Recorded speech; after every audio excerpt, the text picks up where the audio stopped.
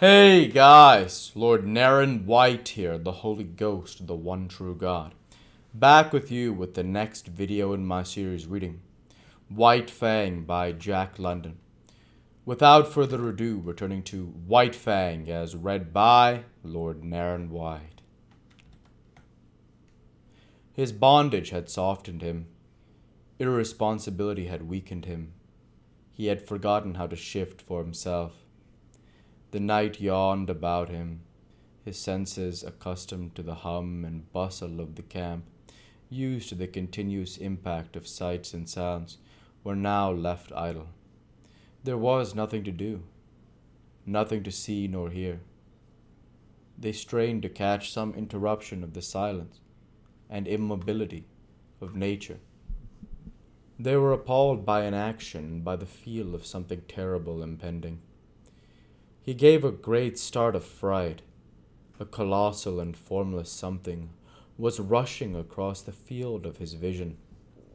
It was a tree shadow flung by the moon, from whose face the clouds had been brushed away. Reassured, he whimpered softly.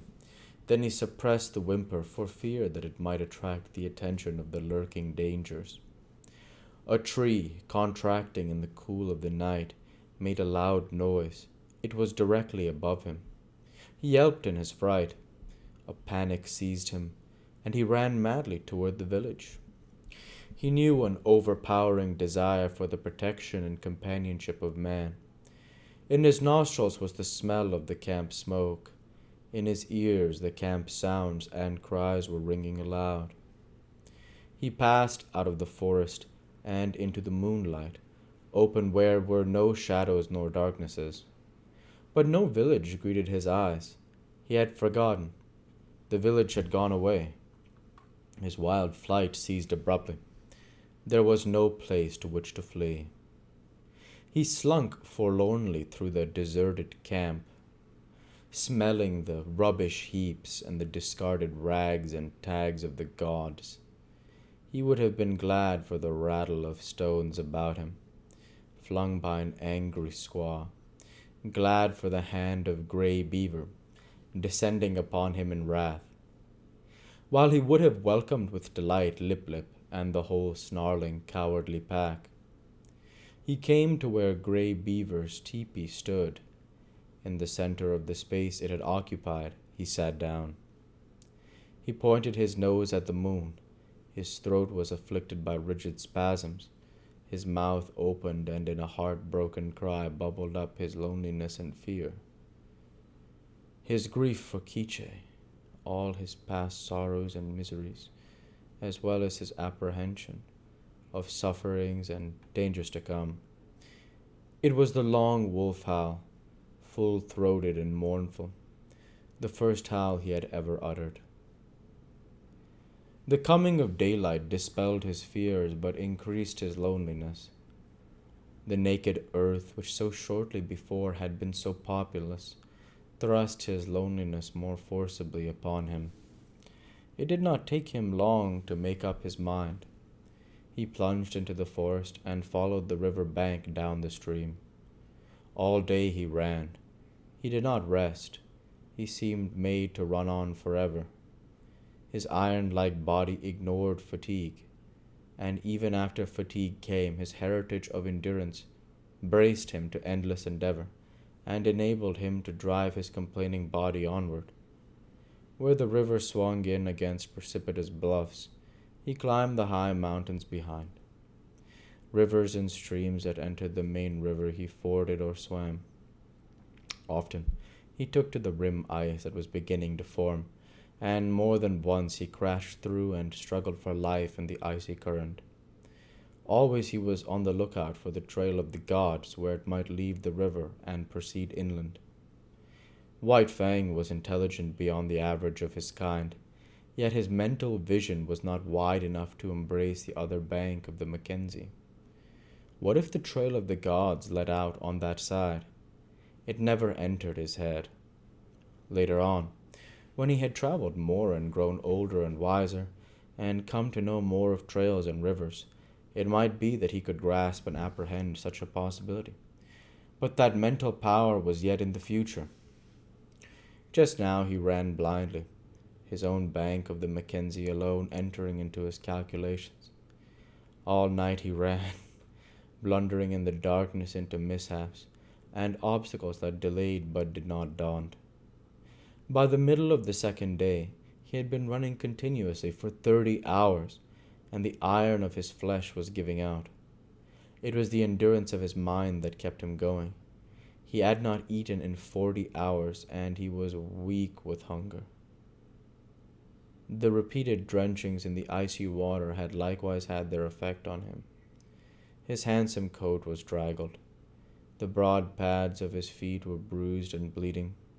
He had begun to limp, and this limp increased with the hours. To make it worse, the lighting of the sky was obscured and snow began to fall. A raw, moist, melting, clinging snow, slippery underfoot, that hid from him the landscape he traversed, and that covered over the inequalities of the ground, so that the way of his feet was more difficult and painful. Grey Beaver had intended camping for that night on the far bank of the Mackenzie, for it was in that direction that the hunting lay. But on the near bank, shortly before dark, a moose coming down to drink had been espied by Kloo Cooch, who was Grey Beaver's squaw. Now, had not the moose come down to drink, had not Mitsa been steering out of the course because of the snow, had not Kloo Cooch sighted the moose, and had not Grey Beaver killed it with a lucky shot from his rifle, all subsequent things would have happened differently. Grey Beaver would not have camped on the near side of the Mackenzie, and White Fang would have passed by and gone on, either to die or to find his way to his wild brothers and become one of them, a wolf to the end of his days. Night had fallen. The snow was flying more thickly, and White Fang, whimpering softly to himself as he stumbled and limped along, came upon a fresh trail in the snow. So fresh was it that he knew immediately for what it was. Whining with eagerness, he followed back from the river bank and in among the trees. The camp sounds came to his ears. He saw the blaze of the fire, Kloo Cooch cooking, and Grey Beaver squatting on his hams and mumbling a chunk of raw tallow. There was fresh meat in camp. White Fang expected a beating. He crouched and bristled a little at the thought of it. Then he went forward again. He feared and disliked the beating he knew to be waiting for him. But he knew, further, that the comfort of the fire would be his, that the protection of the gods, the companionship of the dogs, the last, a companionship of enmity, but nonetheless a companionship and satisfying to his gregarious needs. He came cringing and crawling into the firelight. Grey Beaver saw him and stopped munching the tallow. White Fang crawled slowly, cringing and groveling in the abjectness of his abasement and submission. He crawled straight toward Grey Beaver, every inch of his progress becoming slower and more painful. At last he lay at the master's feet, into whose possession he now surrendered himself, voluntarily, body and soul. Of his own choice he came in to sit by man's fire, and to be ruled by him. White Fang trembled, waiting for the punishment to fall upon him. There was a movement of the hand above him. He cringed involuntarily under the expected blow. It did not fall. He stole a glance upward. Grey Beaver was breaking the lump of tallow in half. Grey Beaver was offering him one piece of the tallow. Very gently and somewhat suspiciously, he first smelled the tallow and then proceeded to eat it. Grey Beaver ordered meat to be brought to him and guarded him from the other dogs while he ate. After that, grateful and content, White Fang lay at Grey Beaver's feet, gazing at the fire that warmed him, blinking and dozing, secure in the knowledge that the morrow would find him, not wandering forlorn through bleak forest stretches, but in the camp of the Manimals, with the gods to whom he had given himself and upon whom he was now dependent.